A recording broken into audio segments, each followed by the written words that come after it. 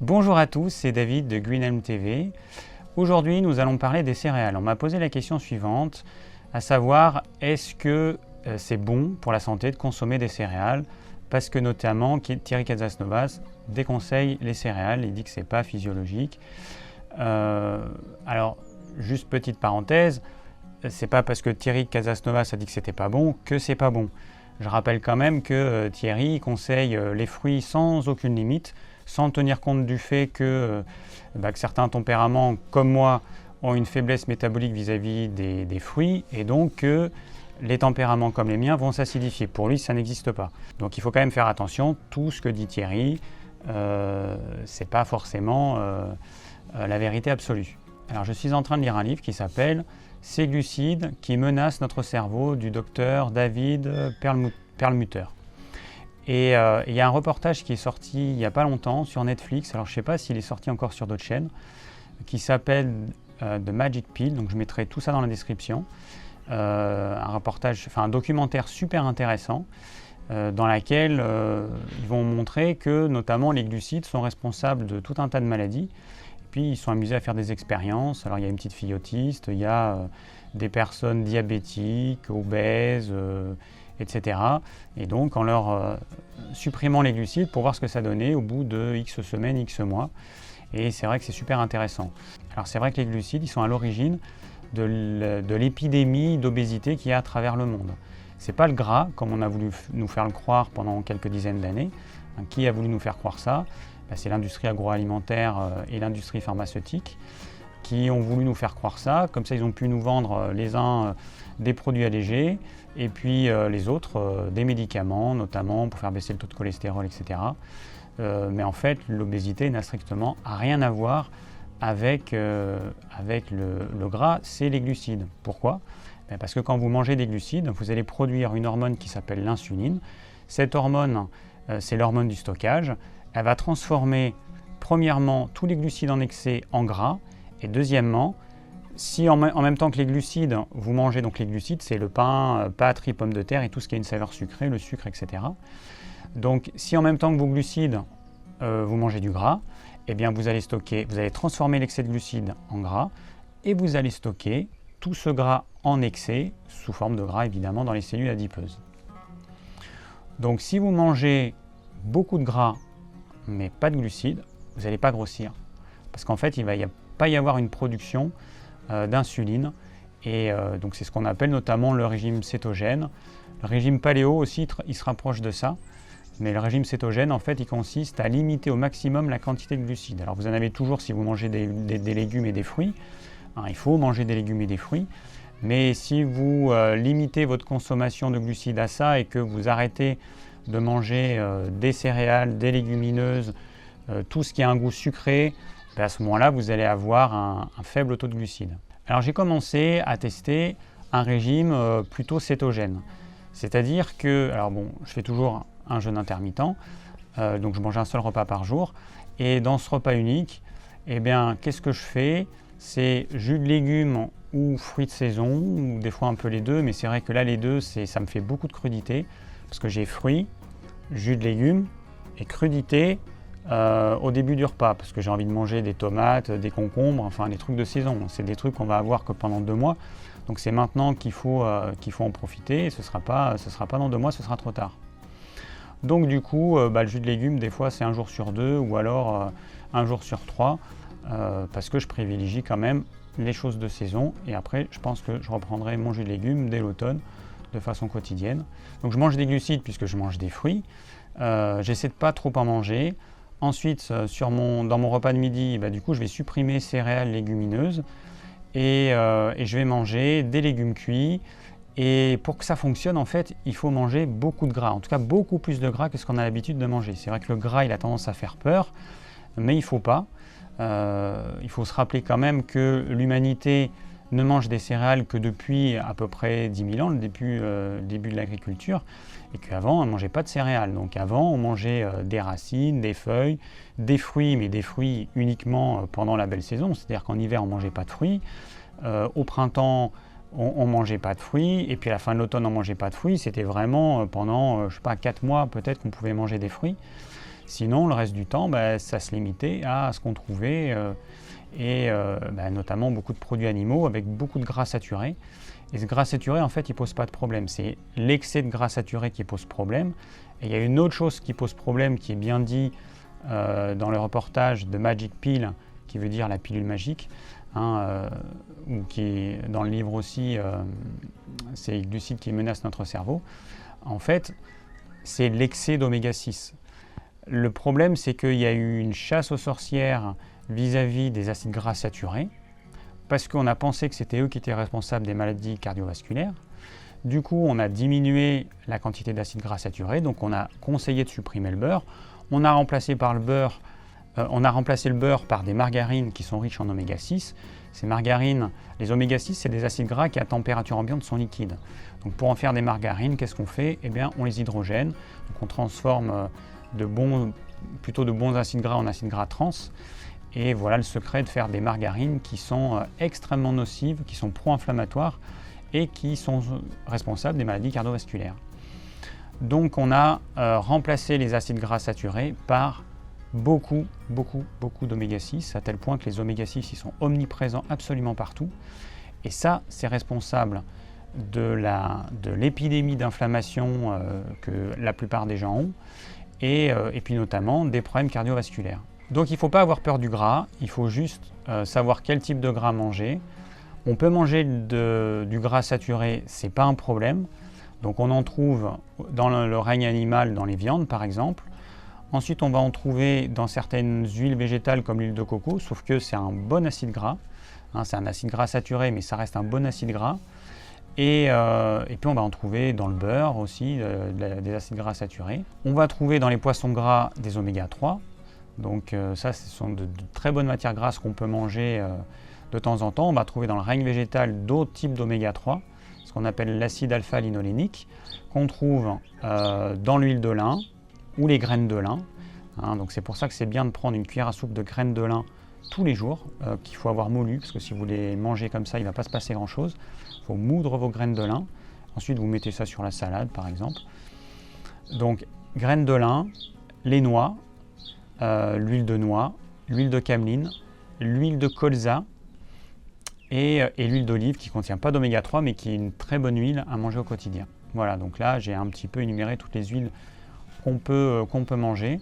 Alors à midi je me suis fait une espèce de poulet au curry avec des ailes de poulet, des aubergines, courgettes, j'ai mis des haricots verts, des champignons, donc j'ai mis des pleurotes fraîches que j'ai la chance d'avoir sur mon marché, et puis un petit peu de poivron et un oignon et plein d'épices, un mélange d'épices que j'ai fait, et j'ai mis aussi du lait de coco pour servir de liant, ça apporte du gras aussi.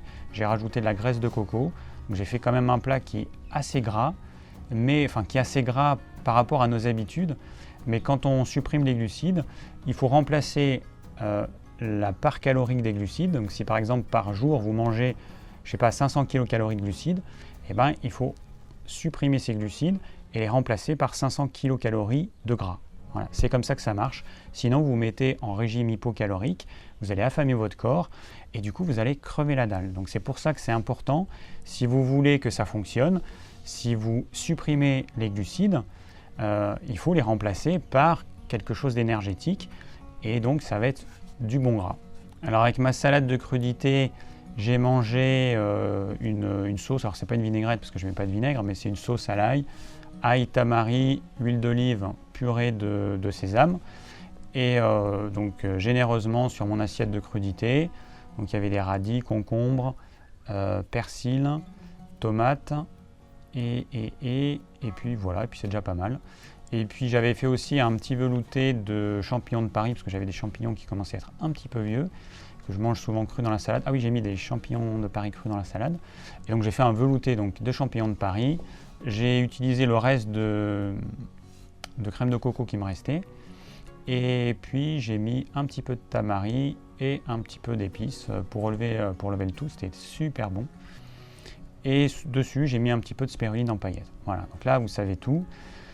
Donc c'est un exemple d'un repas. Et hier, j'ai mangé une purée de courgettes aubergines. Donc c'est super simple à faire. Vous mettez dans une marmite courgettes, à peu près 50% de courgettes, 50% aubergines. Vous épluchez pas, vous coupez en dés. avec, je sais pas moi, 3 cuillères à soupe d'eau, juste un fond d'eau pour que ça commence à démarrer. Vous mettez un couvercle, vous mettez un petit peu de gros sel, vous faites cuire, je sais pas, pendant 20 minutes. Ensuite, vous mixez, vous rajoutez de l'huile d'olive, l'équivalent, je sais pas, d'une dizaine de cuillères à soupe d'huile d'olive, enfin, il en faut quand même pas mal. Du poivre, et c'est bon, enfin, et c'est prêt, et c'est super bon. Et donc j'ai mangé ça, cette purée de courgettes aubergines avec 2 œufs sur le plat. J'ai mangé pas mal de purée de courgettes aubergines, et là encore une fois, il faut manger suffisamment de gras. Alors à ma grande surprise, en fait, j'ai pas eu faim. Donc je finis mes repas en ce moment autour de 15h, et ben j'ai pas faim. En fait, j'ai pas eu faim, et hier soir j'ai dû éteindre vers minuit. Bon, c'est un peu tard, mais j'ai un peu du mal à me coucher tôt. Mais j'ai dû éteindre à minuit et je n'avais pas faim. Donc ça veut dire 9h après la fin du repas, je n'avais pas faim. Et c'est vraiment ce qui me faisait peur dans ce type de régime alimentaire, c'est la peur que si je ne mange pas de glucides, que j'aurai faim. Donc j'avais pas faim le soir.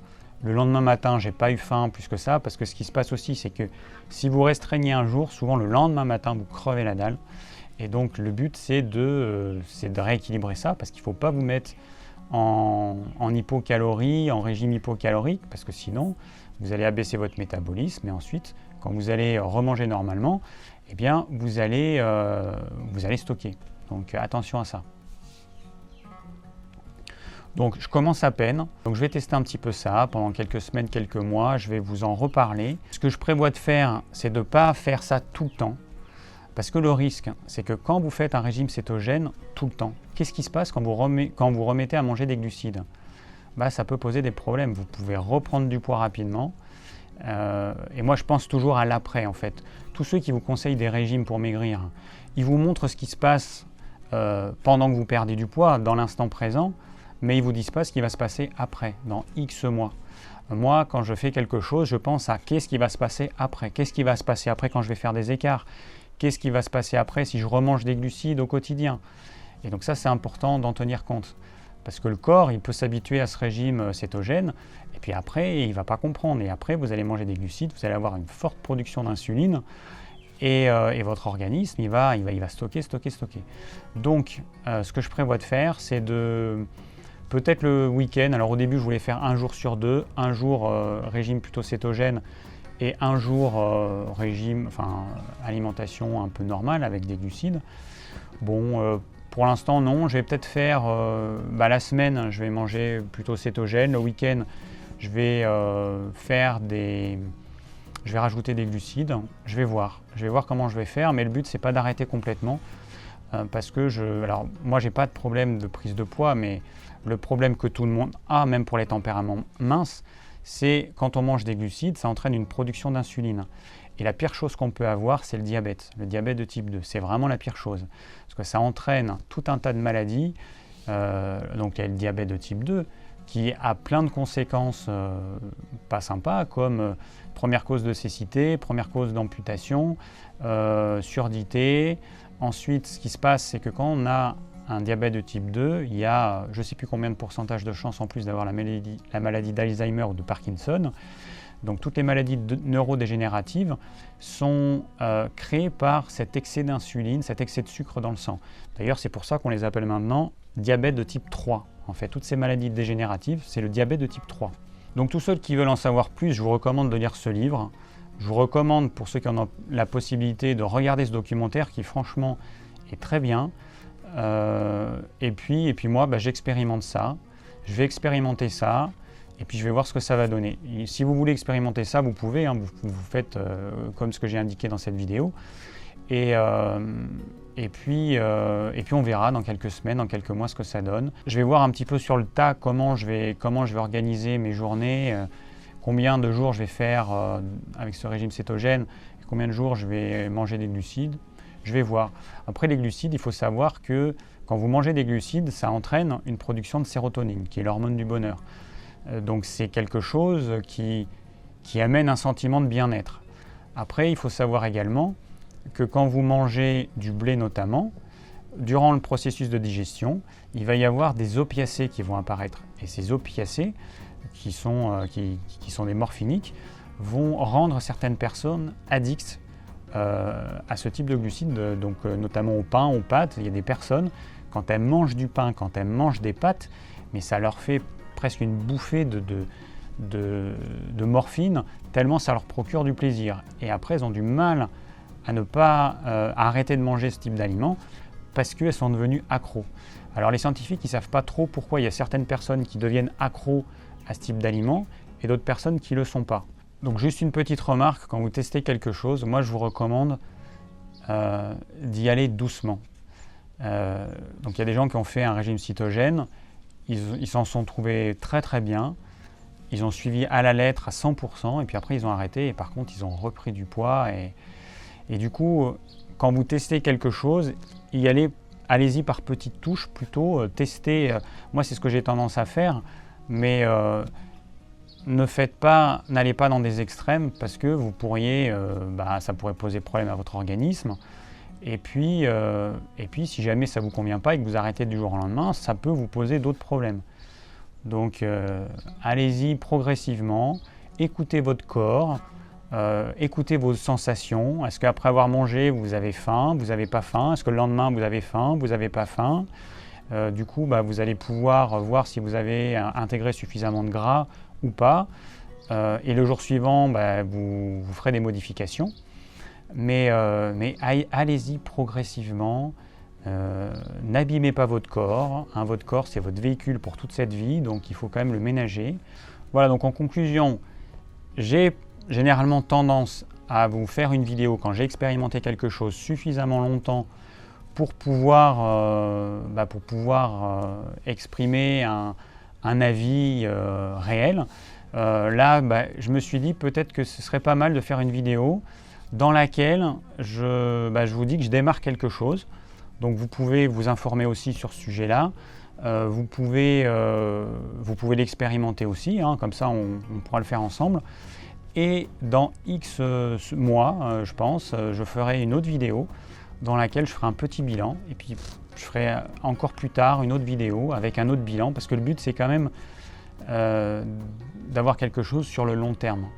Comme je le dis pour plein de choses, pour le jeûne intermittent par exemple, si vous faites les choses pendant quelques semaines, quelques mois, vous allez avoir certains effets, mais votre corps, il faut des mois et des mois pour qu'il s'adapte à un changement radical.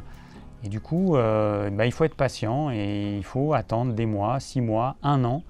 Et c'est pour ça que, je sais pas, au bout d'un an, peut-être, je ferai une vidéo pour vous dire si j'ai continué ça ou pas et ce que ça a donné. Merci d'avoir suivi cette vidéo, j'espère qu'elle vous aura plu. Si vous avez des questions ou si vous voulez partager votre expérience, vous pouvez le faire dans les commentaires. Si vous voulez recevoir gratuitement mes conseils pour une alimentation saine, cliquez sur le lien ci-dessous et je vous dis à très bientôt pour de nouvelles vidéos.